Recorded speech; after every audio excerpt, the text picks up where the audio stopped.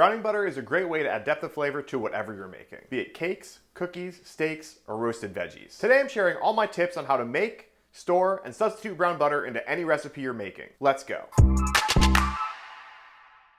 Butter is mostly made up of milk fat, water, and milk solids. When browning butter, we apply heat, evaporating the water and causing a Maillard reaction between the lactose and the proteins in the milk solids. The resulting new flavor compounds, which have turned brown due to heat, have a sweet, warm, nutty taste. The French actually call the brown butter beurre noisette, which literally translates to hazelnut butter because of the nutty aroma. Oh yes, it's very nice! When choosing a pan or pot to make your brown butter, make sure to use something that has a light interior so you can see the color of the milk solids when they start to darken. Stainless steel or light-colored non-stick will work perfectly for this. Cast iron or dark Teflon should be avoided. Over medium heat, melt the butter. Make sure to swirl it regularly as it's melting. At this point, you will see the milk solids separate from the milk fat. These are going to want to stick to the bottom of the pan, but you can minimize that by scraping it up with a wooden spoon. Keeping the butter moving will help to ensure even browning and minimize sticking of the milk solids. It will also help to keep the butter from popping and spattering too much when the water starts to evaporate, which gets us to our next tip. Use your senses. Sight, hearing, and smell should all be used at this stage. For practical reasons, touch and taste aren't in play because using them would be too burny. In the beginning, you will see the butter melt, hear light sizzle, and smell, well, butter.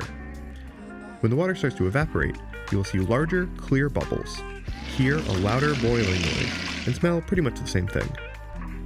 When the butter starts to brown, you will see foam, which you want to move out of the way so you can also see the milk solids turning color. It will sound much more quiet than the bubbling of the previous stage, and at this point, your nose is your most important tool.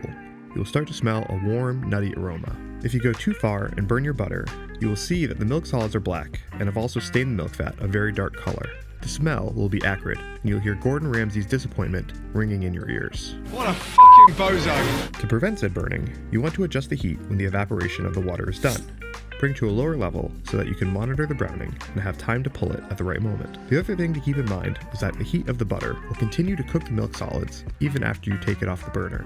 So you want to pull it off heat before the butter is actually where you want it to be. To minimize the carryover cooking, have a heat-proof bowl at the ready and pour the butter into that. Make sure you get all of the brown bits from the pot.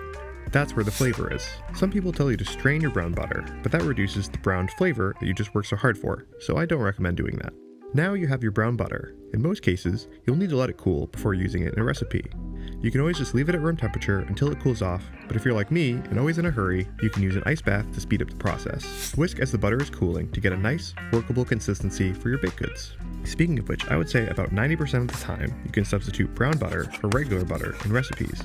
But you have to remember evaporation. Because the water is boiled out of the butter, you're losing moisture that would have gone into the dough or batter. So when you're substituting brown butter, calculate 15% of the volume of the butter, or about 1 tablespoon per stick, and add that much moisture. This can come in the form of whatever the recipe is already using, be it water, milk, heavy cream, etc.